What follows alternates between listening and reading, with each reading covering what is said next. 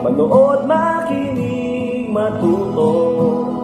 Manood, makinig at matuto. May aral natin ang kwento ng bayan ko. Magandang araw! Ako si Teacher Raquel M. Changa mula sa HN Kahilsod Central Elementary School, Dibisyon ng General Santos, Region 12. Kamusta mga bata? Meron ba kayong mga angking talento at kakayahan? Alamin natin kung bakit natin itong kailangang pahalagahan at pagyamanin. Handa na ba kayong makinig? Ngayon, ating matutunghayan ang kwento tungkol sa regalo ng Panginoon, pagtitiwala sa sarili at pagtulong sa kapwa. Makinig ng mabuti at buksan ang malawak na imahinasyon. Ito ay pinamagatang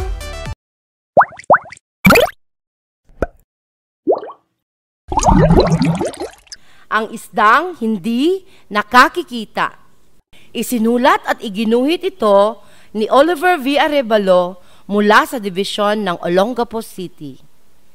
Binigyang buhay naman ito sa anyo ng multimedia presentation ni Rebecca Villaruz at John Ray Bachancila mula sa dibisyon ng General Santos, Region 12. Handa na ba kayo maglakbay sa kaba ng mga kwento ng bayan ko? Halina't makinig! Sa ikalimang araw ng paglikha ni Bathala, ay nilikha niya ang iba't ibang uri ng mga hayop sa himpapawid, lupa at tubig sa kagubatan. Subalit, sa ilalim ng tubig ay may isang nilalang na mailap at hindi nakikihalubilo sa magkakaibigang sina ibon, uod at daga.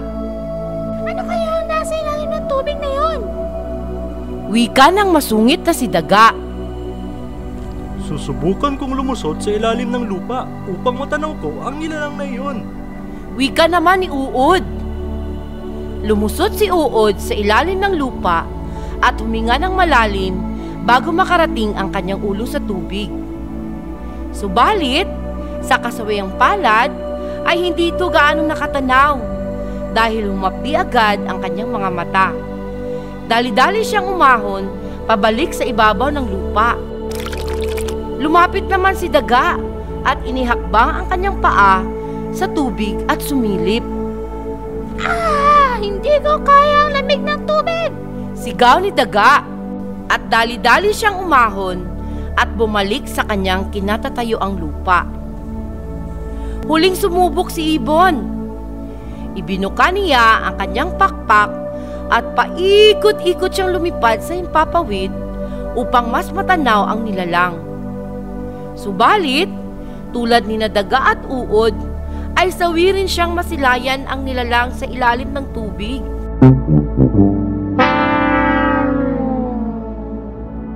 Biglang may narinig na tinig ang magkakaibigan. Umalis na kayo! Ako si Isda! Hindi ako nakakalipad kaya ng ibon o nakapaglalakad sa lupa tulad ni daga at lalong-lalong hindi ko kayang gumabang at lumusot sa ilalim ng lupa tulad ni uod. Iba ako sa inyo! Wala akong kayang gawin! Umalis na kayo! Pasigaw na sinabi ng nagtatagong si Isda sa ilalim ng tubig. Sumapit ang gabi at nagdilim ang kalangitan. Ang bilog na buwan na lamang ang nagbigay liwanag sa kanilang mundong kinagagalawan. Nang biglang bumuhos ang malakas na ulan.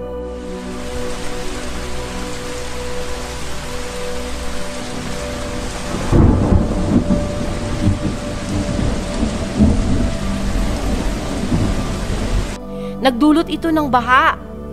Sinubukan ng ibon na lumipad, subalit hindi kinaya ng kanyang pakpak ang malalaking patak ng ulan. Inanod siya kasabay ni uod at daga. Tulong! Tulong! sabay na isinigaw ng magkakaibigang nalulunod sa baha. Pinipigilan ni isda na lumabas sa kanyang tahanan, subalit naawa siya sa magkaibigang hindi marunong lumangoy. Huwag! Huwag mo akong kainin! Pagmamakaawang sabi ni Uod. Kinagat ni isda ng marahan ang katawan ni Uod at dali-dali niya itong dinala sa dahon na nakakabit sa tangkay ng isang puno at doon niya ito iniwan. Nagmamadaling bumalik si isda kay daga at pinasakay ito sa kanyang likuran. Buong lakas niyang kinaya ang bigat ni daga at mabilis na lumangoy pabalik sa puno na kinalalagyan ni Uod at doon ito pinababa. Napaisip si isda. Wala na akong sapat na lakas upang buhatin si ibon. Lumingon-lingon siya sa paligid at nakita niya ang isang maliit na sanga. Ibon! Ibon! Dulo ng tangay ay iyong kagatin at ikaw ay aking hihilahin. Wika ni isda. Nang ito'y kagatin ni ibon, ay buong lakas siyang hinila ni isda patungo sa puno. Binantayan ni isda ang magkakaibigan hanggang sa sila ay makatulog. Samantala namang humuhupa ang baha habang sumisikat ang araw. Hindi na malaya ni isda na nasa ibabaw na siya ng lupa.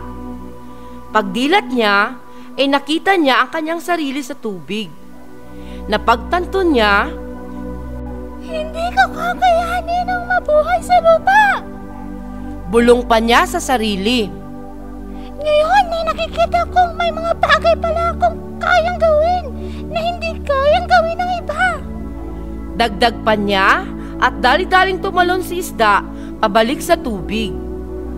Hindi pa nakakalayo ay tinawag siya ni Uod, daga at ibon.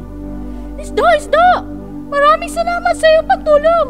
Kung hindi dahil sa iyo, ay hindi kami makakaligtas sa baha. Nakangiting sabi ni daga. At masayang tumugon si isda. Walang anuman. Maraming salamat din sa inyo. Dahil sa inyo, ay nakita ko ang aking sariling kakayanan. Lahat tayo ay nilikha ni Bathala ng pantay-pantay.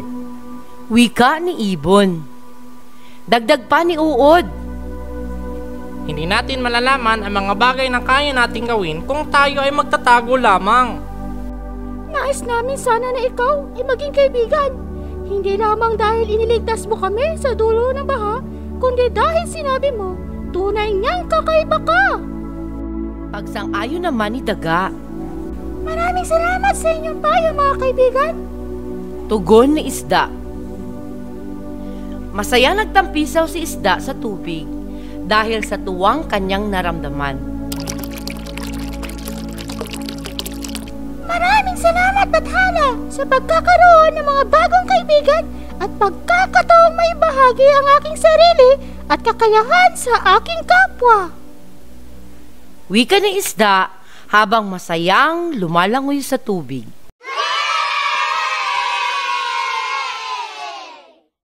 At dito nagtatapos ang kwentong pinamagatang Ang Isdang Hindi Nakakikita.